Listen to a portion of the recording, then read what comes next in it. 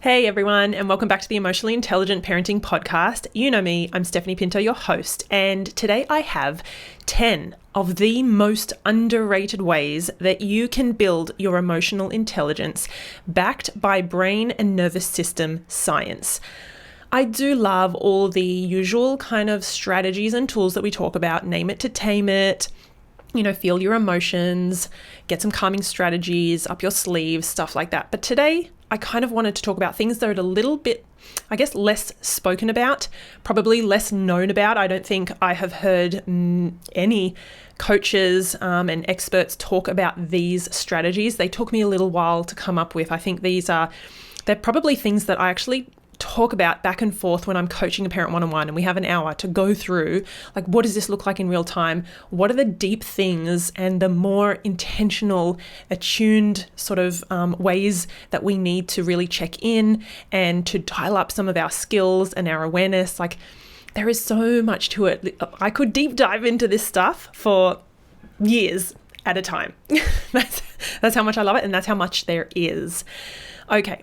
So just before we begin, I want to acknowledge the Darug Nation. They are the traditional custodians of the land on which I live and work, and I want to pay my respects to all First Nations people, their elders and ancestors, and I acknowledge that sovereignty was never ceded, and I stand in solidarity towards a shared future. Okay, so just quickly, if you're new here or if you haven't come across any of my videos or podcasts or anything, welcome. I'm so glad you're here and I hope you love this episode if it's your first one. I'm Stephanie Pinto, the host, and I'm an award-winning emotional intelligence coach, a best-selling author, and an international speaker, and of course, the host of this podcast. And I put out a ton of content online. I think I love it way too much and I spend way too long doing it, but it's almost like a hobby. I love it. And it doesn't feel like work to me at all. So you can find me on all the platforms. I'm on Instagram at emotionally.intelligent.parent. I'm on Facebook just as me, my name, and my community on Facebook is called Let's Raise Emotionally Intelligent Kids.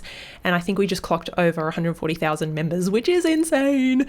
So yeah, follow me on all the places if you want kind of daily little doses of emotional intelligence.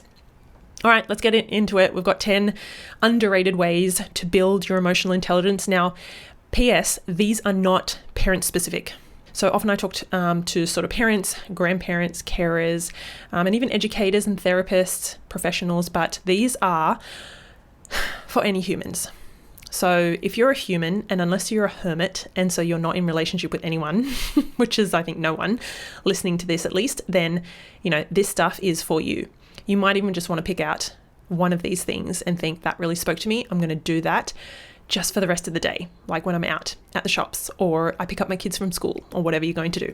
Okay, number one is, I've called it emotion forecasting. If you ever go into these situations where maybe they're a little bit more tense or a little bit more of like a high stakes, for me, it's if I'm meeting someone for the first time, it could be even in a social situation, or if I'm speaking on stage. Sometimes I will speak on stage around Australia or overseas about emotional intelligence, and obviously I have to get up in front of a huge number of people, and these are the moments where I can ask myself, what might I feel?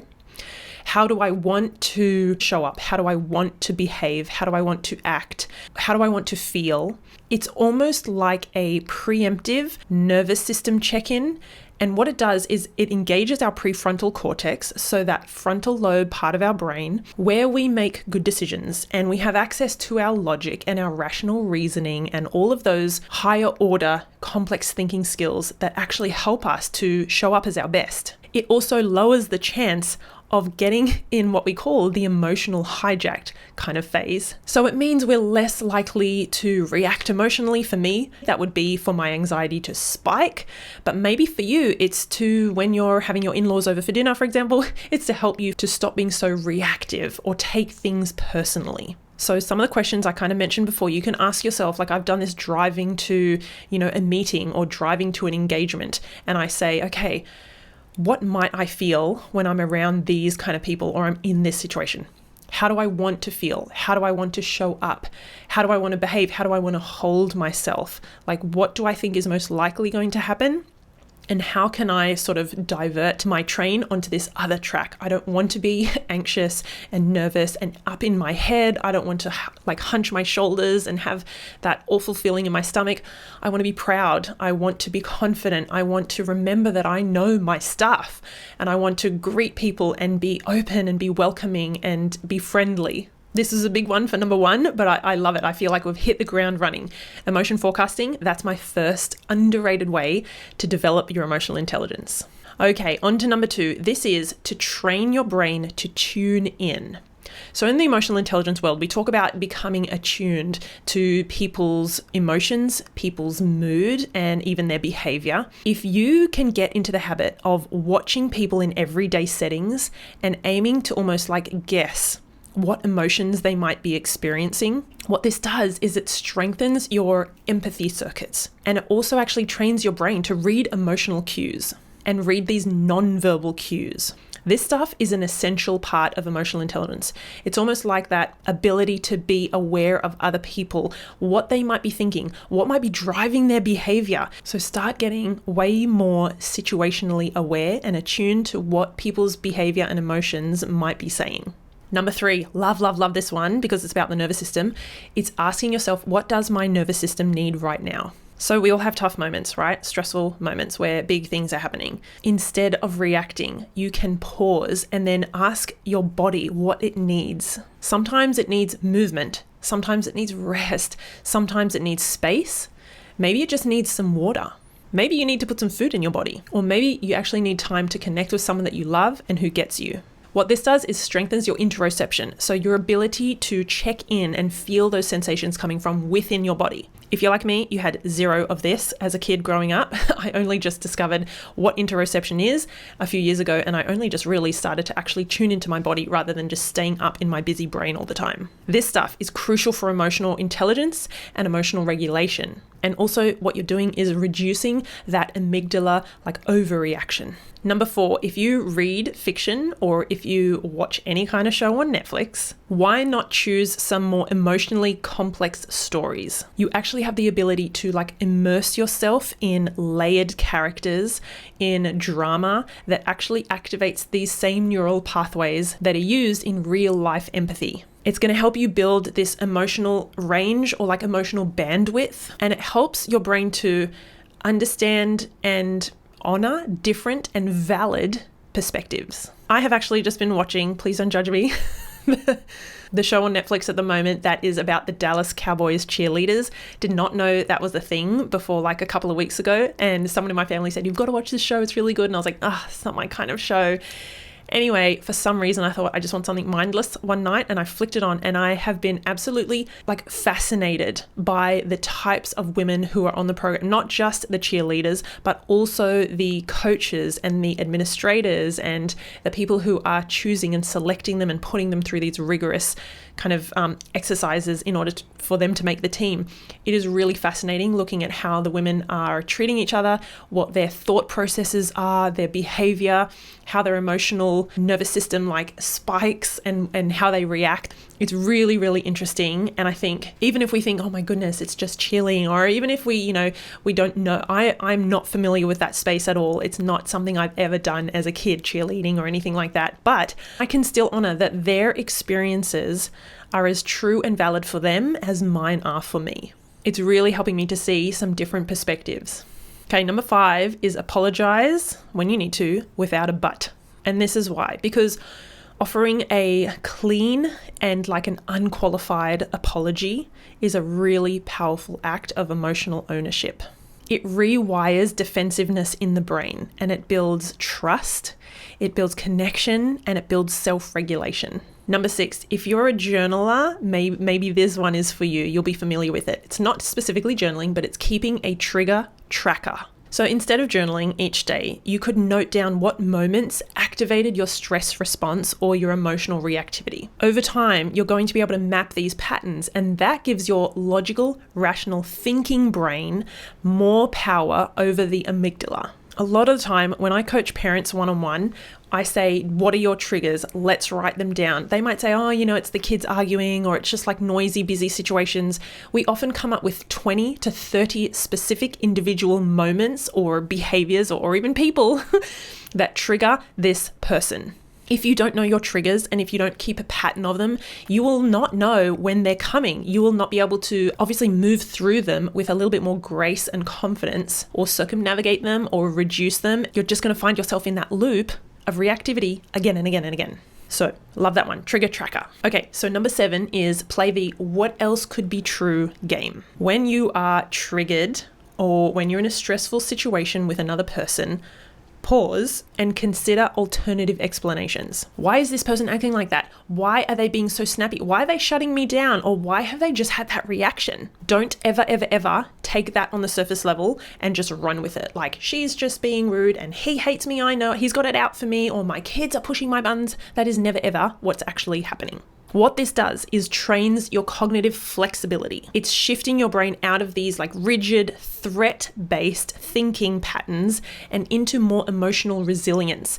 And it's being much more emotionally intelligent. Okay, I think we all need this one. This is practicing micro repair in the moment. Sometimes, I don't know about you guys, but we might snap, or we might like eye roll, or we might sigh or huff, if you're like, ugh. What I want you to do is catch that and name it straight away. Like, just catch it and notice it. This could be something as simple as like, oh, sorry guys, I'm stressed at the moment. I shouldn't have reacted like that. Or hang on, let me do a redo. These tiny acts of emotional accountability calm down other people's nervous systems, and they regulate your own too. It does mean you have to be somewhat attuned and intentional in moments. Sometimes conversations and interactions happen so quickly, they're over before we realize it. And then we're like, oh my God, why did I do that? Or why did I snap? So you have to sort of be able to dial up your emotional intelligence and your attunement in the moment so that you can catch some of these little habits and behaviors that you do and then just own it straight away. Sometimes even with my kids, they'll ask me something that I think is like silly, or they should know the answer. And I find myself saying something like, what do you mean? And then I can catch myself in that moment and say, sorry, I meant, what did you say? Can you ask me that again? Like, it can be that quick. Doesn't have to be a big deal. Okay, let's go to number 9. We're almost done. You guys are doing awesome for sticking it out this far. Number 9 is revisit an old shame story with curiosity. Shame stories. Okay, think of like an old cringy memory or something that has happened, and with love and compassion, kind of explore or even just reflect on like, what did your younger self need emotionally or nervous system wise in that moment? Sometimes in those memories and those moments, we did things we regretted, or we were really embarrassed about, or we feel guilty about. But if you can bring a whole bucket of self-compassion to yourself in those moments, I have them, like I have memories and I'm like, oh my God, I hope no one ever finds that out, because I would be so embarrassed and ashamed. Those moments, what I want you to do is think, but what did my younger self need then? What didn't I know that I know now? Or what kind of support would I have loved to receive in those really, really tough, challenging moments? If you can reframe that moment and that interaction with compassion, what that does, it's like an antidote. It reduces your brain's shame response and it boosts that emotional self-awareness as well. Something actually I love that I have talked a little bit about on the podcast, and I've done some videos on YouTube about it. I talk about EFT tapping. This is emotional freedom techniques, and we call it tapping because that's essentially a description of what we're doing when we are doing this approach. So it's tapping on different parts of our body. If you guys are watching on YouTube now, you'll see, because I'm tapping on my face and then my chest. And one of the common statements that I get parents to say when I'm coaching them and I'm explaining how to do this approach is, even though I snapped and yelled at my kids, or even though I'm so stressed about my marriage, I'm choosing to be kinder to myself in this moment. I cannot tell you guys how powerful that is for people to hear. I feel like if I think about it, I get a little bit I kind of tear up, because I'm like, so many of us are not kind to ourselves and we bloody beat ourselves up and we think we need to be doing better, and we're our own worst enemy. Like, I think you guys know what I'm talking about. We are not perfect parents. We're not supposed to be, but sometimes we feel like we have to be. And I think just to give ourselves some kindness and show ourselves some kindness, some love and compassion, that's the stuff that's going to break us out of some of these loops and these habits and just responding the same way again and again. It's going to help us to break down some of those shame stories so that we are not being caged by them, and so that we can move on and show up differently with our kids or with our partner. Okay, deep breath. We got through it. Let's do our last one. This is number 10. This is actually a really simple one. I could have started with this one, but just because it's simple, it doesn't mean it's easy, because our brain likes familiarity. So here's one that might be a little bit challenging. It's asking better questions than how are you? Do you know how often we say, hey, how's it going? Or hey, how are you? And the person automatically responds, yeah, I'm fine. Or yeah, I'm good. Or in Australia here we say, I'm not bad. Yeah, I'm not bad. Oh, I've not been too busy. Oh, not much going on. I don't know what that is. It's like a cultural Aussie thing. We just do it so much. So instead of asking, how are you? Because then we get that automatic response. Ask something like, hey, what's been on your mind recently? Or what emotion has been loud for you this week? Maybe you could even try, hey, what's going on under the surface? Or if some of those sound a little bit weird or unusual, you could even just say, how are you really going? Like, just linger on that really. How are you really going? What's really happening in your world? What these deeper check-ins do is help to build relational intelligence. It's like social and emotional intelligence. And it is amazing because it helps both nervous systems feel safe and seen. Okay, that was a huge list. I'm glad we got through it all. I have one final exciting thing to tell you guys. If this episode lit up a spark for you, do not go anywhere. Something powerful, very powerful and exciting is coming very soon. It is not just another course. It's not just another program. It's a space. It's a movement. I've created something for people like you who are probably done with like surface level growth or tips and tricks and the shortcuts. This is for people who are ready to build real, practical, emotional intelligence that transforms parenting, relationships, work, and most of all, you. I can't tell you guys too much because we haven't launched. We have not given out any of the details yet, but it is going to be all over my socials in the next 1 to 2 weeks, and it's going to be in my emails as well. I'm going to let you know exactly how you can jump on the waitlist for this. So keep your eyes and ears open because I know you're going to want to be in the room when the doors open, and I would love to see you there. Okay, have a beautiful rest of your week. If you have 2 seconds after you click off, I would love if you can rate and review and even subscribe to the podcast and click the subscribe button on YouTube. If you're watching there, that would mean the world, and it helps push this out to many more parents just like you. Thank you. Have an awesome week, and I'll see you guys next time.